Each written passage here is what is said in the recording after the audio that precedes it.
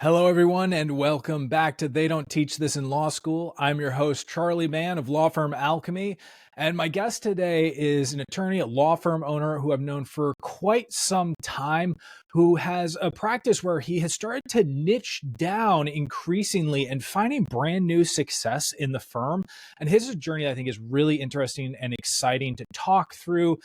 He's a father, he's a husband, he's an entrepreneur, and someone who I really like and respect. So I'm excited to have on the show Andrew Ayers. Andrew, great to have you. Thanks for having me, Charlie. I'm looking forward to this. Absolutely. So, as always, we're kicking off with the question, what's the one thing they don't teach you in law school?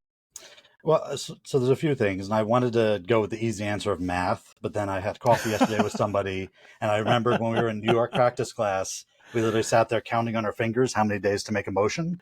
So I think technically we did learn a little bit of math. But I think the real thing they don't teach us is knowing when to ask for help. And Ooh. that's really, professionally, personally, whatever it may be. But some of the best lawyers that I've run into are the ones who know your knowledge stops at a certain point, and there's somebody else who knows more than you. And rather than trying to reinvent the wheel in law or trying to do this thing that no one's ever heard of, there's probably somebody out there who can help guide you through. And those tend to be the best attorneys.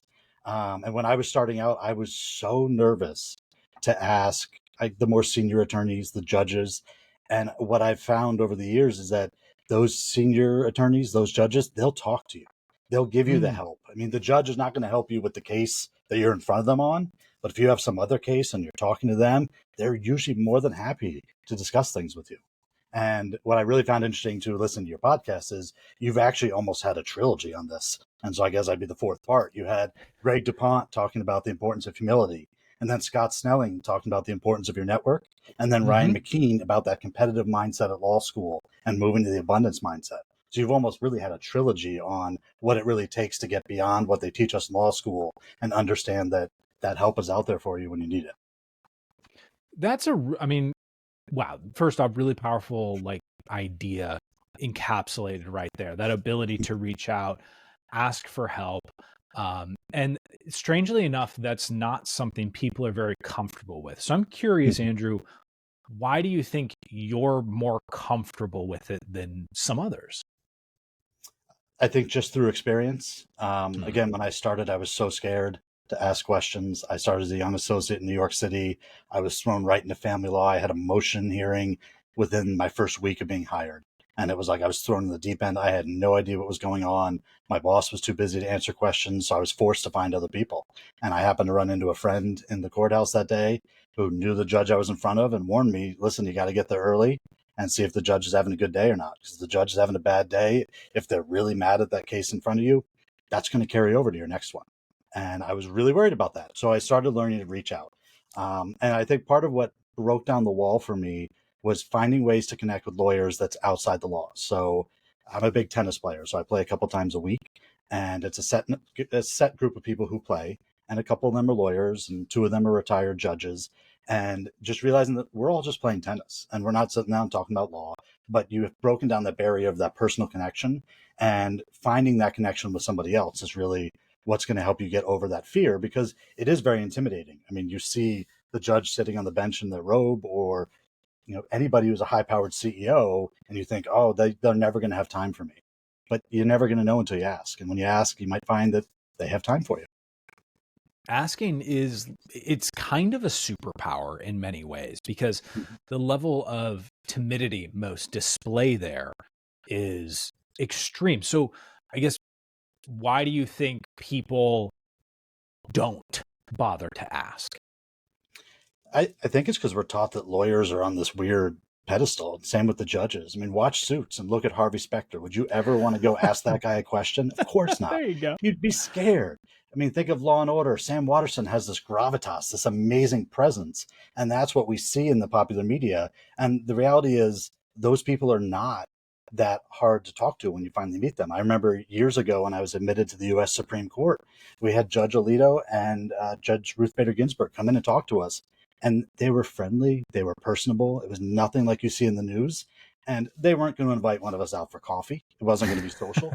But just seeing somebody that powerful in the legal world close up and seeing that, you know, Justice Ginsburg wanted to talk to us because we were from Brooklyn. She said, I have ties to New York. I wasn't supposed to come in this room, but my clerk said that the folks in Brooklyn were here. So I just wanted to come in and say hi to you guys. And I think you have to Look at realize that that. there's still people there behind all this. That is actually, that's a really important kind of thing to highlight, Andrew, is that may be a thread that people start to lose over time, is remembering that most people, it turns out, actually all people are just people. And there's the old adage, I put my pants on the same way you do, one leg at a time in the morning, right? There are these common experiences. I love seeing in NFL documentaries where they'll show the athletes like walking out of their hotel room, and you're like, right, they still have to walk down a hotel hallway with kind of those dank, dreary conditions, take the elevator. They still have to take the same steps, just happens to be elevated. And I don't think that any of those people are begging to not have people I mean, maybe a few really never want to actually talk to anyone else, but most of them are interested in the conversation. So I'm curious, in your own life, professional experience, what are some other areas that you have just reached out and asked for help and benefited from it? Sure. And I was lucky. I'm not like Tony Albrecht. I didn't end up in a jail. But law school and my early years of practice left me with a lot of, I would say, personal demons. And I realized, Mm, it got too much. I got little kids at home. I needed people to reach out to help me get my mindset right. And I work with a business coach. You know him well. I work with some other folks on the personal side of things because you need somebody to talk to, because this can be a very lonely profession. And I think we start in law school with this mindset of, I've got to get to the top. I mean, they tell you day one, you want to be number one in your class, you get the best job offers, you go become whatever it is, you get to be that person. And it's a very lonely road if you mm, let it be a lonely road. But you'll find that there's so many other people out there who you have some kind of connection with, and they're just as lonely as you. And they want to talk to you as well. I mean, my coffee yesterday was another alumni from my law school, and we're out in Minnesota, and that's a New York City law school. And we were laughing that maybe there's 2 or 3 of us in the entire state of Minnesota. Maybe there's more, and we have to find a way to seek them out. But you just have to make that ask, and people like to talk to you. I mean, talk. You don't have to talk about yourself. Talk about them. I mean, just ask them how they're doing. What are they into? What's moving the needle for them? I mean, you're going to ask me later, what are we reading? What are we listening to? Those kinds of questions get people talking about themselves, and you'll probably find some kind of connection in there. There is so much more connective tissue than people give credit for between human beings, and all it requires is just maybe not asking about the weather and going a little bit deeper in the conversation. So I mentioned or mentioned early on, you're someone who's been niching down your practice. You've been finding the things that really inspire you in your law firm. And it feels like you're a person who continually values that journey of exploration. You even alluded to like self-exploration, figuring out what works for you in life. I'm curious, this sense of continual evolution, where does that come from? I mean, I think it comes from, you can't be static. I mean, inertia is probably your biggest enemy, and you could. I remember years ago seeing attorneys in court, and we actually talked about this at coffee yesterday too. The guys who are in that same courtroom every day, doing the same things, just getting adjournment after adjournment. They never really do much beyond that. And I remember Mm, seeing that early in my career, going, "That's not what I want to do." And I started doing family law, and it made me miserable, frankly. I loved my clients, but the work was soul crushing at times. And that made me say, do I really want to do this for the rest of my life? And I remember my daughter being born, and about 9 months later, I'm sitting there in my office on Fifth Avenue in Manhattan going, this is just not what I wanted. I wanted to be able to spend time with my daughter, and we were, planning on having more kids. And it just, so then what's that next step? And I found that business owners were the most engaging clients I had. I loved talking to them, not necessarily about their divorce or their custody issue, but about their business and what are we doing mm, next, and kind of where's that next step going. And so I've tried to apply that to my career when I can and say, all right, what's going to be that next step? And from Manhattan, we went to New Jersey for a few years. And then from New Jersey, we moved out here to Minnesota. And so I think just keeping moving and finding what those next opportunities are. And, right now it's estate planning and it's business law, and it's working with estate planning or working with business owners who need help with their estate plan. But I don't know if that's what it's going to be in 5 years. And maybe I'll niche down even further or move into something totally different, something else that'll just be, even more relevant to where I am at that time. And I think that's the great thing about law is it's not like you graduate law school with a major and that's what you have to do for the rest of your career. Right. You can start doing personal injury and move on to trust in the states if that's what you want. You can do business law and say, you know what, it's not for me. I just want to draft wills all day because I've got, that's more interesting to me. Okay, so you've started that niching down process. I mean, you've gone pretty deep on it overall, and you talked a little bit about it was the conversations that you liked having. Now, I'm also curious, and maybe this is really a question on behalf of the audience. When you have something that you know that you're interested in doing, how did you go about then defining that as a potential business model for you? Well, I started the business model with, is it going to be engaging to me? Again, when I've looked at different practice areas, there's some that I just said, you know what, that's not going to do it for me. And because I think you can build that business around what you're engaged in, what you have to be authentic.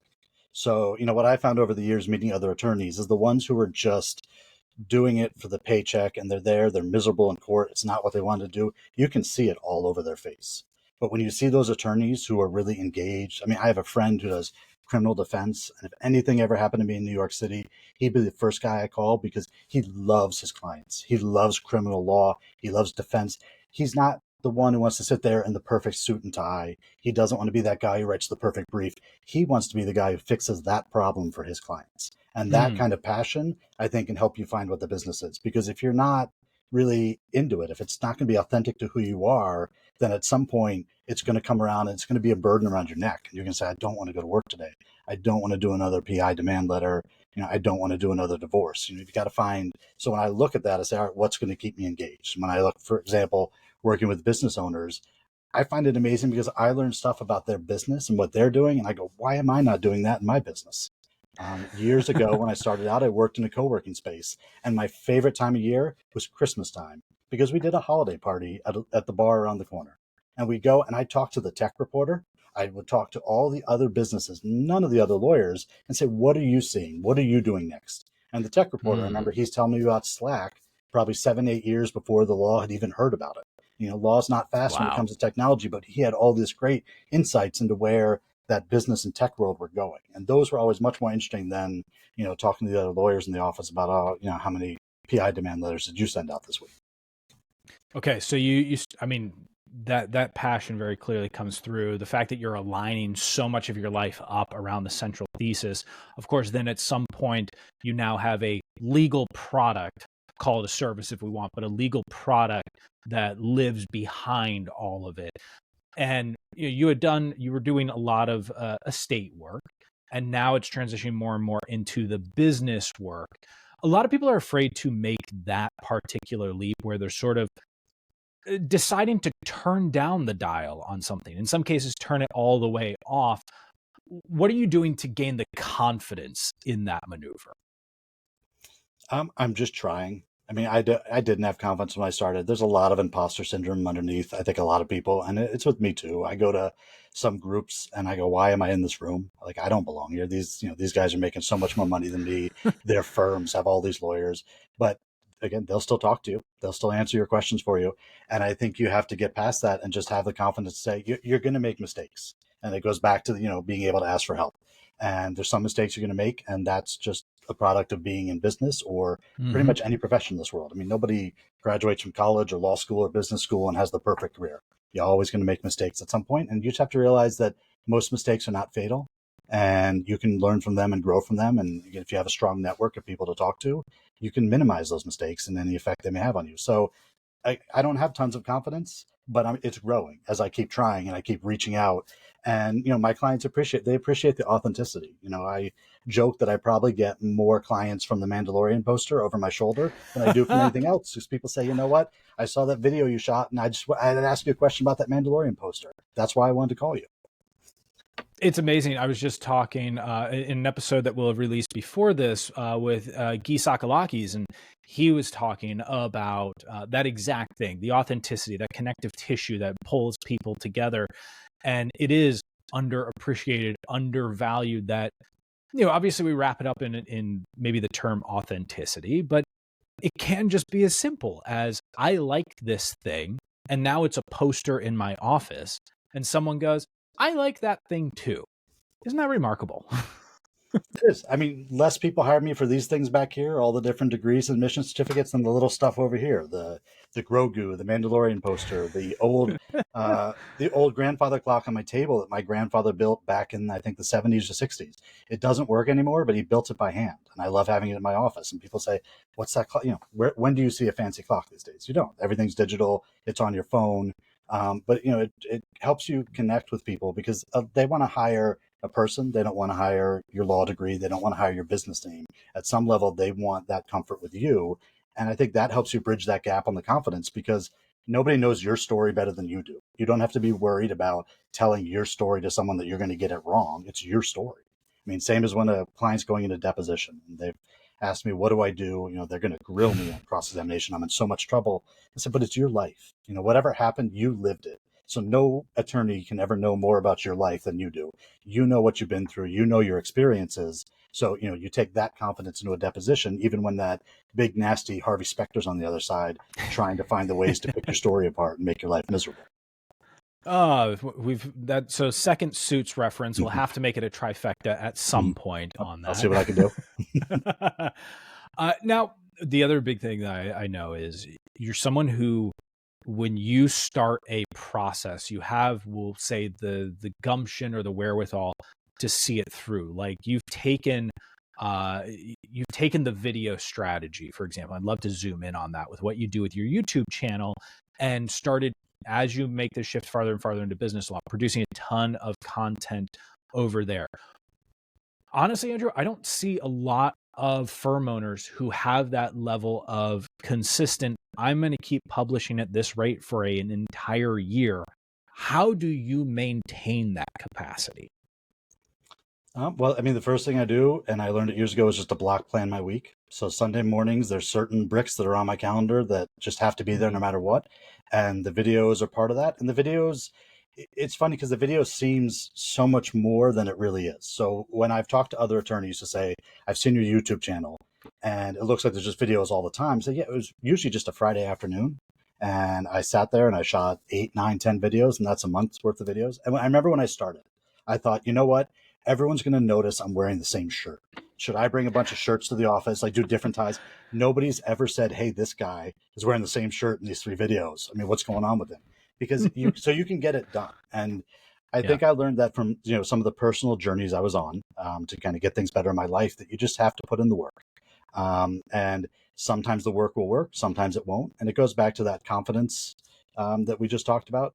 You don't even have to be totally confident in it, but if you keep doing it and you become consistent, that consistency builds up that little bit of confidence in the back of your head that, I know how to shoot a video. I can shoot 2. Wait, I can shoot 3.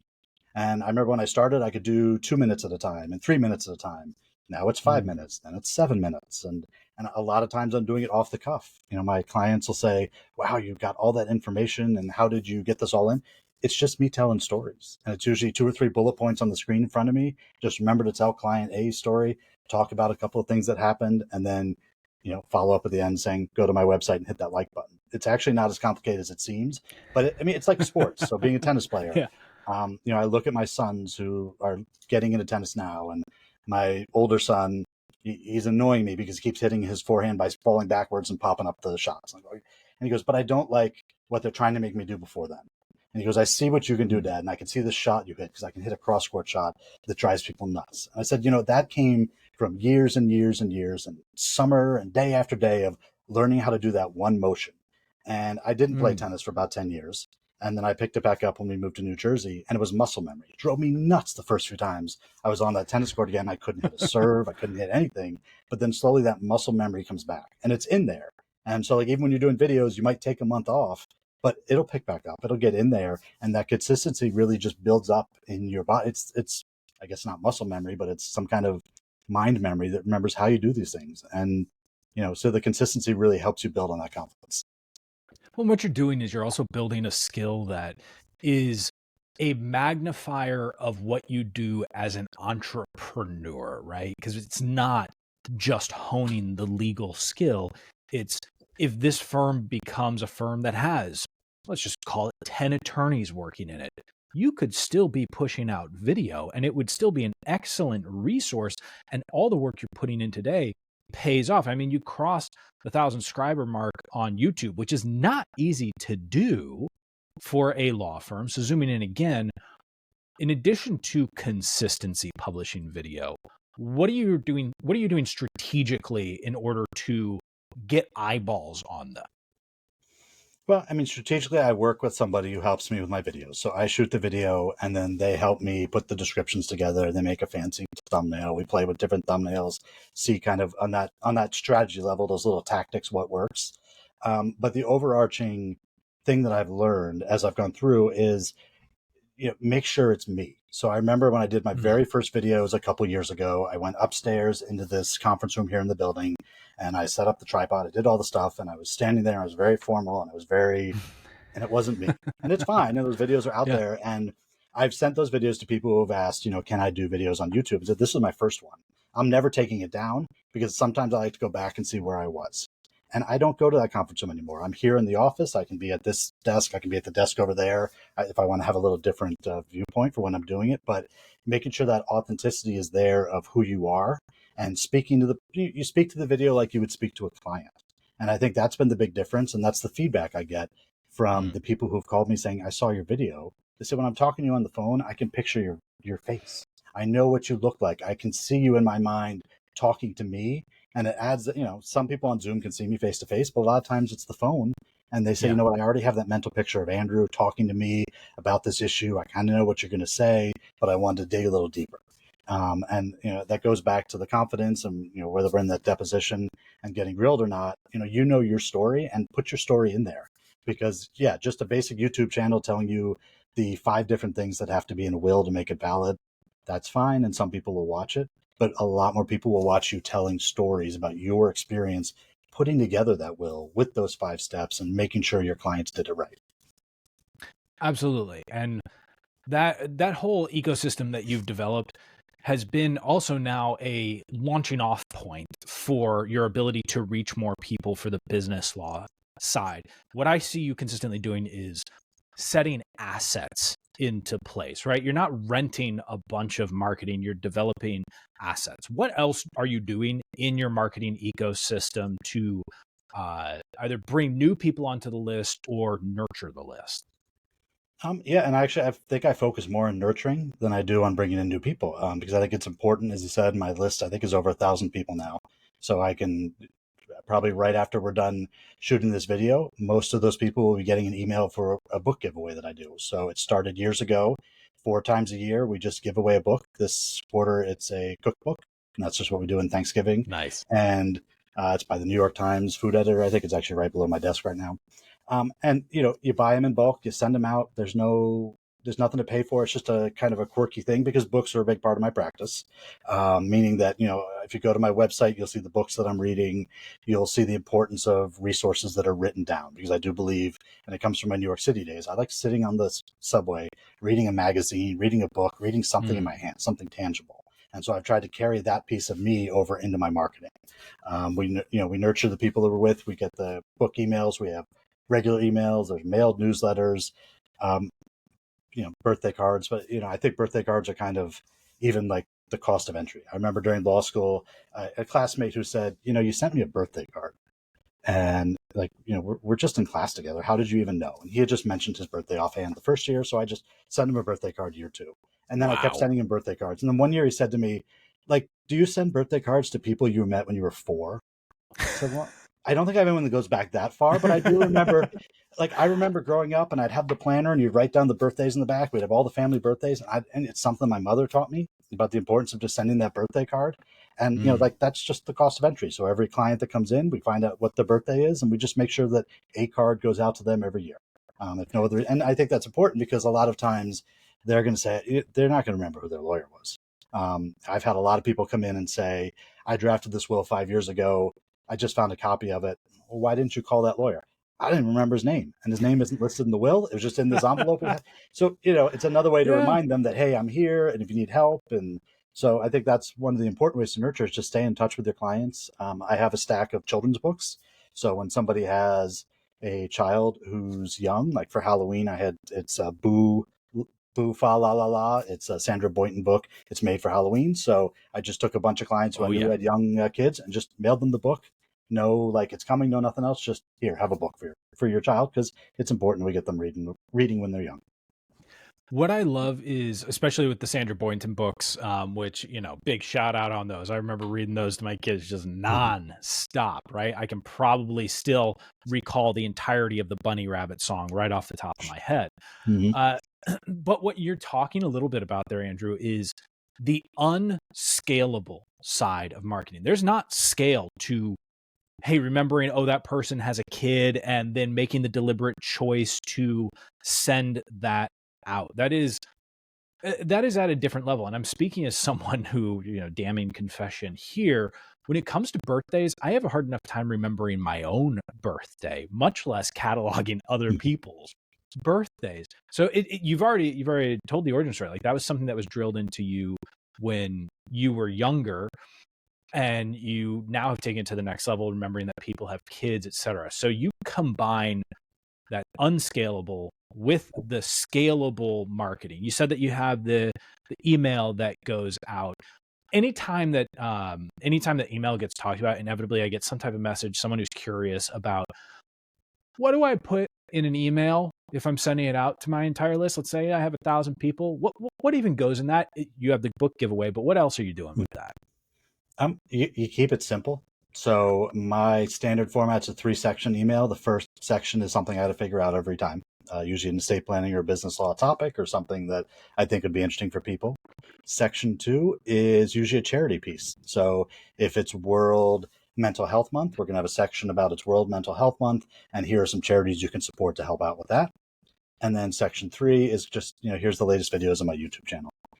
It doesn't have to be very involved. And, look, people don't write back and say, oh, I love the YouTube channel. I'm glad you put the links in the bottom. They don't.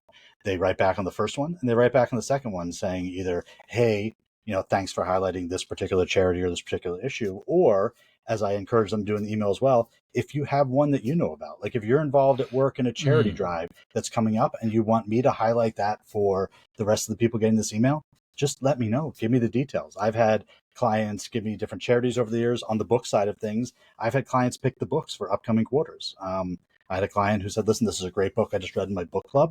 I think it would be great for your list. And so they gave me it. And I think it was a couple of quarters later, that was our book. And, I even highlighted them. I said, can I use your name? And said, absolutely, use my name. And, they felt great. They got that email, they passed it around. And a couple of the people who actually signed up for the book that month or that quarter were their friends who they had forwarded the email to.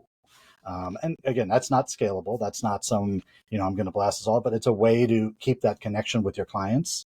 And I think so. I'm really a business to consumer practice. I mean, people are owning businesses. We do business work, but at the end of the day, it's me and another person connecting. And I think the important part, and again, drilled into me very young from my parents, is the importance of those personal connections. And I don't think I realized how tough that was until we had kids. And I'm trying to get this into so I got 3 little kids, and I'm trying to get this into their heads as well. And they roll their eyes, Dad, I don't want to do this. I don't want to do that. So I know, but trust me, someday this will help you out. You'll get this. And I'm hoping someday I can drill it in, but it's like, it seems so natural for my parents. I don't know how they did it, but somehow they just drilled some of these things just into myself, and it was me and my brother. And, those lessons just somehow got in there. Yeah. Repetition, and then cross your fingers, I guess, to a degree. Okay, so with the, I know that as well, you're someone who studies direct response marketing. I mean, you're a student of marketing overall, and you've developed lead generation offers to help build the list. So even though while you're focused on nurturing, I know that you try and get people on the list, and you're in the process of launching new books and everything. When you're thinking about the other side of it, which is how do I get someone onto my list? What is either the framework that you like to use, or references or people that you seek out for developing that? I really think what I try to do first is look at my best clients and figure out where they were in the process. What were they doing? What's their story? And I don't need to say their names. Bob and Jane Smith came to me and signed a will, but you say, Bob and Jane had a couple of kids. They're getting older. They now have grandkids. They've got some changes they want to make. and you tell that story, and then somebody reading it says, wait, I'm like, Bob and Jane sound like my neighbor. And wait, I'm like Bob and Jane. I've got the same thing. We're about to have a grandkid. Maybe I need to figure this piece out. So I think that connection to the stories, and and studying the direct response and the other direct mail pieces, it's obviously a big part of the copywriting that goes into it, is how are those words going to connect with people. And law is very opaque. Nobody wants to read a letter that says you need an estate plan. Here's the 5 documents you need. Here's what it's going to cost. A very just black and white. They want to hear the stories. They want to see a picture of Bob and Jane. They want to know kind of what they want to know, the emotions, because the tough thing about being a lawyer is nobody wants to hire us. Nobody likes lawyers. Nobody wants to go see their lawyer. They don't. I mean, if you're a criminal lawyer, your clients definitely don't want to see you. That means you're in a lot of trouble. When they're coming to talk to me about wills, they don't want to think about what happens when they die. When they're talking about a business, they just want to do their business. They don't want to deal with the legal documents. They don't want the hassles of a breach of contract. And how that breach of contract turns into a lawsuit. I had a lot of clients complaining to me about that, saying, we have a contract. Why do I have to sue somebody to enforce this contract? They know what they signed. We've been working under this for years. And, speaking about assets, that's going to be the next book we're working on, is a breach of contract, talking about how that breach of contract becomes a lawsuit, because business owners and even individuals, you have contracts all throughout your life that you sign with various people, whether it's your home improvement contractor, whether it's the plumber, whoever it is, and you never think that you're going to have a problem with your contract until you find out you do.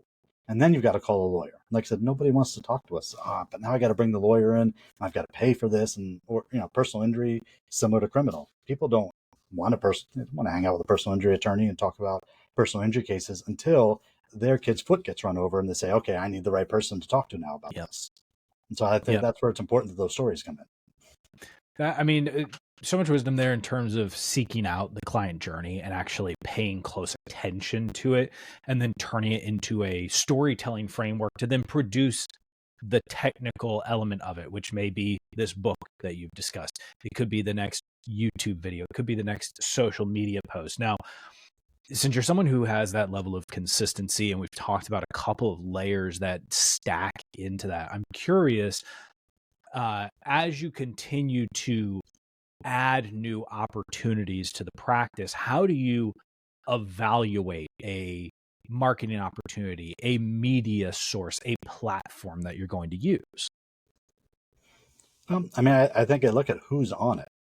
So I'm not dancing on TikTok yet, because it's just not the shorter videos. Maybe the place to go at some point. I know it was hot for a while, but the longer form videos I've been using on YouTube have been working. So I think I try to look at what is that social media, or what's that media that we're connecting. And you've talked about it for years, and I've learned about it from a bunch of other people, that when you're on social media, you're on somebody else's network. So how do we get them onto your, I want those people to be on my email list. I want those people to be on my website. You can see all the videos on the website in case someday YouTube decides we don't want lawyers on YouTube anymore and throws me off. Well, I've already got those videos saved somewhere else where I can access them and send them out to people. So I try to evaluate where are the clients going to be as well. So, I thought Instagram when I started, I was like, oh, I'm going to do a ton of Instagram posts. This is going to be great. I get all these connections. Nope. I tried Facebook. I ran a campaign on Facebook. I got a bunch of users. It's great. I've got 13,000 people who like my Facebook business page, but it was just because they liked the campaign that I ran. They liked the page, but there was not a lot behind it. And not a lot of them signed up or converted into clients. And I just found that my clients were not looking for their attorney on Facebook. They weren't looking for their attorney on Instagram. And I think that other social media that's out there that's not tech is your network, and it's your referrals, and it's your referral partners. And when those clients come in, it's a totally different ballgame. They don't care what's on Instagram. They're not looking for some of them are looking for your videos, but they don't want you to dance. They'll look at the videos, see if you got something that talks about what they're talking about, what their concern is. But those leads that come in through the people and your strong referral network, I think that's the real social media these days that really will move the needle. And again, it's harder to scale because you've got to have those coffees. I talked earlier, I had a coffee yesterday. I've got another one tomorrow. We're shooting for 2 or 3 a week. We're getting out there and talking to people, because that's where you really get the connection, because that person gives you the warm introduction and they tell you, this is Bob. Here's what Bob's going through. You know what to speak to when it comes to Bob. You're not just saying, hey, Bob, you need a will. You know that Bob has a daughter that has special needs, and that Bob really needs that special needs trust. And you say, that's fine, Bob. We need a will, but What we really need to make sure is we're protecting your daughter. Let's make sure those benefits don't get taken away because you do the wrong kind of trust. You leave her a bunch of money, and now the government says you've got too much money, so we're not going to give you your benefits anymore. I truly hope that everyone who's listening to this episode has heard this really strong through line of the scalable versus the not scalable, the using a media platform and the listening to the individual, because most people want to take it to one side or the other to an extreme. And there's just such an important lesson in what you discussed, Andrew, about that mentality of holding both things to be true at the same time, where you can be publishing to 1,000 subscribers, you can have 1,000 people on your email list, and yet when Dave shows up at the office, you actually know Dave's story because in that moment, wherever you were, you actually listened and you cataloged. And that's something that, at least in my experience, it is a practiced skill. Not everyone starts with it, but I believe you can gain it. You gained it from your parents, for example. Yeah, and we already answered the question first, but I think another something that we need to teach lawyers better in law school is listening. I mean, how do I learn people's birthdays? Because people talk about it. When you see on social media that they're showing their birthday cake, or my husband or wife took me out for my birthday, just write it down on a piece of paper and put it into your system later. I've got a little field notes journal that I take with me everywhere, and having coffee with somebody and maybe something comes up, just jot it down. And it's nobody thinks about it. And then when it comes up, they go, "Wow, how did you remember that was my birthday?" So, well, you don't have to tell them how, by the way. They just think it's amazing that you know it's their birthday, or you know something Absolutely. about them. Yeah, and I know that you're a journals guy. I have one of the notebooks that you gave to me here that says idea on it. This is the one that's currently in active use, and I love having these types of notebooks around. It's one of my favorites because it tucks into a back pocket very well, and that's one thing that I appreciate. Mm-hmm. All right, Andrew. So if people are interested, and they should be, in connecting with you, getting to know you better, or just seeing what you're doing, where should we send them? You can go to my website, andrewmayers.com. And on social media, it should be Ayers Law on most of them: Instagram, Facebook, LinkedIn. I have a TikTok account, but I don't think I've ever used it. There's no videos there. And I do honestly encourage people who want to reach out. So for a few years, I was the head of the solo and small firm section here in Minneapolis. And I wrote an article about starting out your law firm and some things to do, like accounting practices and just little things. And what always amazed me is years later, I will still get an email, and so it's always a very timid one. It goes back to asking questions saying, "Hey, I read this article from like 2019. I just graduated law school. I'm working at a law firm. I think I'm starting my own. I know you're really busy. You're doing great things. You're doing all this stuff. Could I just, like ask you a question or two by email?" And my response is always, "No, you can't. Let's go have coffee. Let's sit down. Let's have lunch. Let's talk about it." Because, they want to ask all the questions. But yeah, I think they're taught, like, just ask one or two questions in the email, but absolutely reach out. We can talk. I think that's the best. I can learn about what you're doing. You can learn about what I'm doing. I love sharing marketing tactics that have worked and haven't. I'm in a variety of groups. I've had a lot of people over the years say, "I'm looking into this marketing program or that one." And it's like, you know what?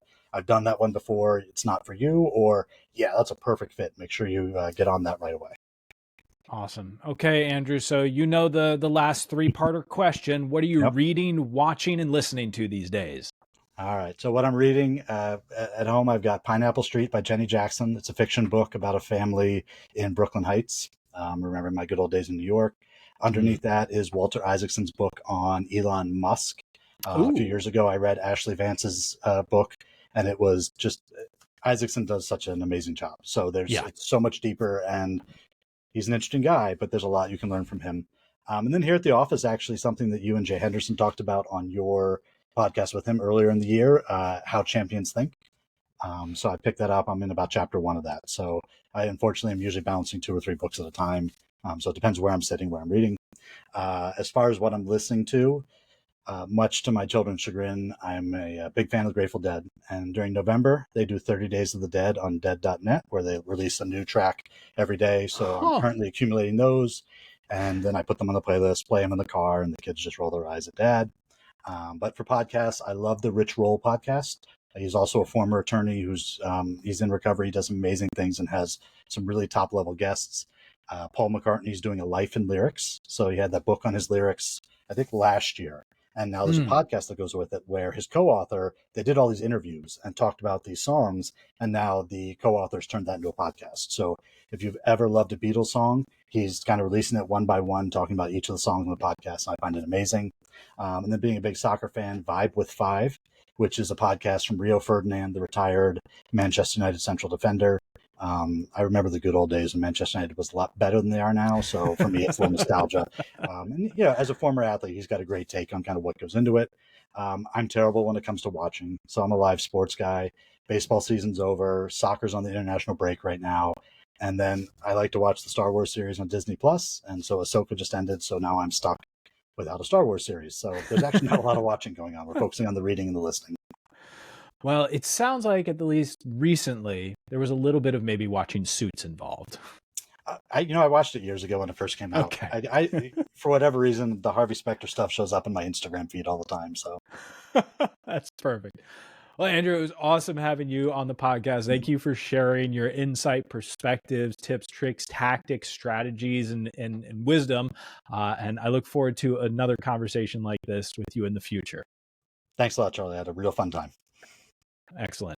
I will see you all in the next episode of They Don't Teach This in Law School.